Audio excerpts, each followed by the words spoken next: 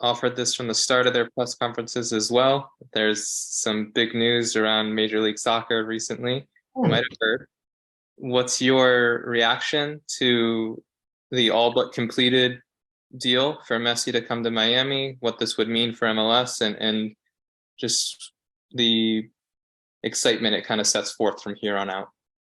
Well, I've been lucky enough to be involved in the league for some time, since '98, and there's all these kind of moments that are important, and whether it's David coming to the league, then Thierry and Zlatan and some of these world-class players, the new stadiums along the way, the expansion over the last 30 years. There's just all these moments, right? That when you're kind of a fan of the league deep down and feel a real small part of growing the sport in this country, it's wonderful. It's wonderful to see all of them. And this one is a whole nother level of that. And finally, the infrastructure in the league is, here to support something of this magnitude. Just on all fronts, it pours gasoline on already a league that's moving very fast, and is a destination for players across the country or across the world. That will change from a scouting standpoint. It'll change from sponsorship. It'll change from quality on the field. Okay, maybe not instantly, but it's going to help. Again, as I say, just pour more gasoline on this league, and just an exciting day for, I think, everybody involved in the sport in this country, and a lot of people that aren't involved in the sport in this country, which is maybe a huge part of why this will, be such an important signing to get people that aren't necessarily MLS fans and don't know as much about our league, both domestically and internationally. And so just a great day. But, I don't sit around thinking about it too much these days, but those are my 2 cents on it. Most of my energy and bandwidth is on LAFC this weekend, which takes quite a bit of energy to prepare for that. Yeah, just one follow-up, if I may, on that. What's that like coming against a team that obviously is trying to manage the, let's call it, highs and lows of a Champions League game? And last night, Brad Guzan goes kind of superhuman against them in goal. And Steve's saying post-game, he thinks it's going to come good at some point. Obviously, you all hope it's not against the Dynamo as well. Do you want me to feel bad for LAFC? Not in the slightest. Yeah, no, I mean, again, I don't know how they are emotionally. I know they've had a lot of games. Guess what? We've been on the road for 10 days, and we have our own wounds to lick at times, and so we're all in this. We're all dealing with the crazy schedule because of the League's Cup and the emotional roller coaster of a season. And so I'm a fan of Steve. I consider him a friend and a very good coach, and the success he's had is he's a guy you root for, and the organization LAFC has done such an unbelievable job. Give him so much credit.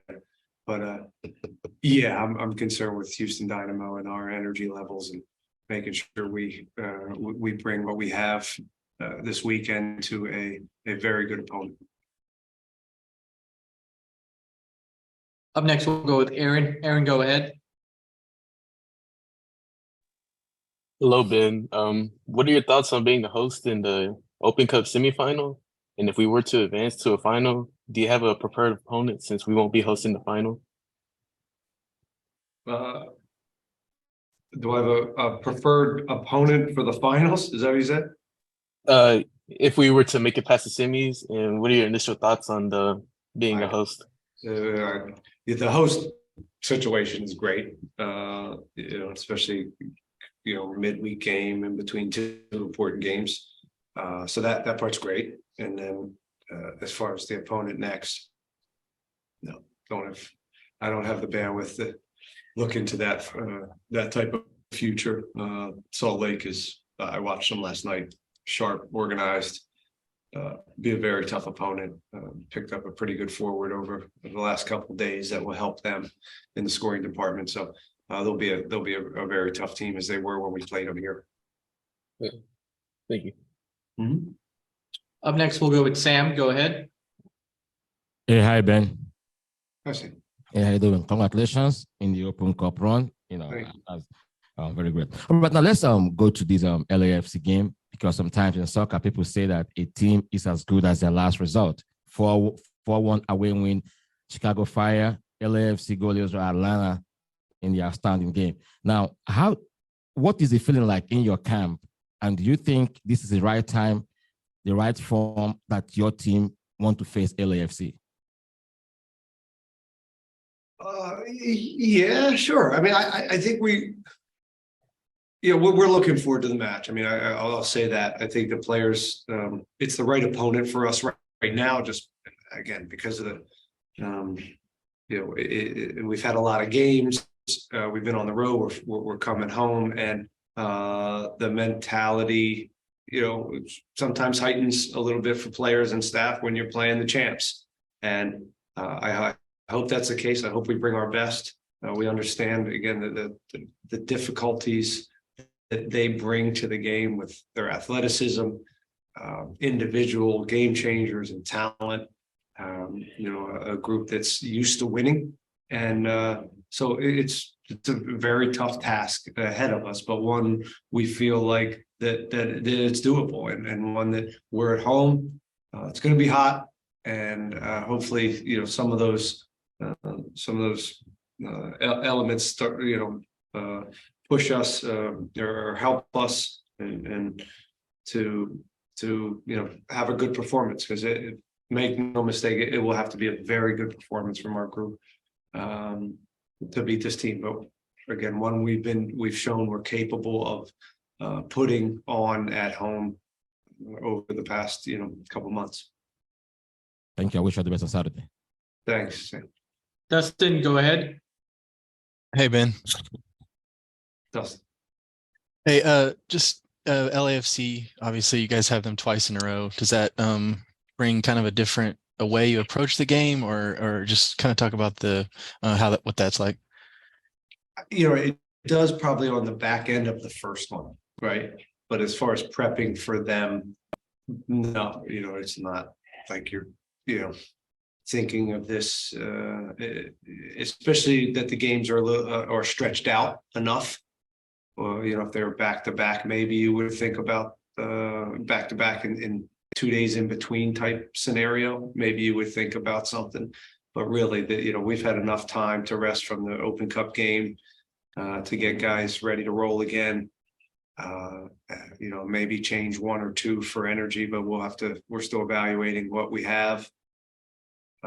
So we go after this one. And then after that, maybe because of what you just saw in the game itself, maybe there's some tactical moves or personnel moves that you would do to kind of change things to make your team play in a different way. But again, you have to kind of go through the game and see how it goes, and also understand after that they're going to maybe tweak some things and trying to counter that. So it gets a little bit more complicated after this game. And just one more for me. You've talked about, being strong at home, getting points at home. How important is that for you guys, coming back home after this road trip? Yeah, it was a disappointing road trip, at least the first two games. The first game in Vancouver, it was a very good first half. And then the second half, shot ourselves in the foot early with another, kind of a soft goal right from the get-go that put us behind again. So, and then we get the red card and kind of the wheels fall off. St. Louis, I thought, was a really good game from us. And I thought really, it was poor refereeing and so it was a good response. And then the response to those two games in the Open Cup was very good. So we showed some resiliency there at the end of that road trip. We're gone for 10 days, and it was a nice way to end the trip. But we're still disappointed. We still understand where we're at, and yeah, we have a game at hand, and but we're still below that line, and we want to keep creeping up. We want to stay above that line, and this is an opportunity, I think, to keep ourselves in a playoff spot. I know it's early to look at the score, the playoff line, things like that, but that's a goal. We want to stay on the other side of that. So this is an opportunity to pick up points, and the home form has been good. The away form hasn't. It's been pretty simple. So, but it's important to at least have one of those in the right, one of those having success. And so far it's been at home, and we'd like to continue that. Thanks, Ben. Aaron, did you have a follow-up? Or you Yes, I do. Go ahead. I have one more. How will you take into effect Saturday's game since you've unfortunately been suspended? And if possible, have you chosen who will fulfill your role in the game? Yeah, Brendan Burke will take the lead during the game. To me, it's still about prepping teams, coaches during the game. I don't know if they really do that much. End up screaming and yelling over there, so maybe they're better without me. But I've been suspended before. Assistant coaches, it's a good opportunity for them. It doesn't mean that I'm not here at training and working in the same way, in the same preparations. It just means someone else is sitting there. So I don't put too much stock into it. The referees used to have thicker skin in this league. Now they just toss out yellow cards. It's 3 yellow cards, I think I've gotten. So it's what it is. Those are the rules. Brendan has been a head coach for a long time in Colorado Springs, and so he knows what he's doing. He won't miss a beat. He understands what we'll do. We'll be very prepared in what we would do in different scenarios throughout the game, and looking forward to the game. Looking forward to, I'm also excited for him, and another assistant coach gets to sit on the bench. So it's all healthy. Hey, thank you. Sam, did you have a follow-up? I see that your hand's still up. Yeah, I have a follow-up. You talking about the red cards and the yellow cards and all that. Now your team currently have 4 red cards. Do you think such decision has hurt your team in some cases? Do I think the referees have what? No, I mean, you spoke about the cards and the yellow cards. Now your team have 4 red cards already this season. Do you think it's excessive from your team, and it has gone a long way to hurt your team in some match results? Yeah, so the question just in terms of just the approach? Yeah.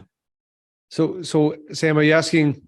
Let me say this, Sam. I'm not sure I totally get that question. What I would say is, it's a fine line, right? Of playing on that edge, and I'm asking these guys to play on, an edge of intensity and grit that at times boils over, and I think that's what you see with our group. And I'm not condoning it. It's not. It doesn't help us, with results. Obviously, playing down a man. And I think some of them are undisciplined, right? There's different types of red cards as well. There's some that are just silly, and some, are because of intense play and you miss time to tackle and things like this, which, have happened too. So they're all different in the way they happen. We don't want those to happen. We want to have less of those, but we also need to be on the edge and play there and make sure we are physical and not backing down from teams. So that's, I guess, where I would answer that, Sam. I don't know if that answered your question. Again, there's silly ones that we got to cut out, and there's ones that happen throughout a season that I can live with. And as long as we cut out some of the silly ones, I think we'll be okay going forward. All right, fair enough. Thank you very much, Ben. Thanks, Sam. Thanks for joining us, everyone. We'll have media resources later today.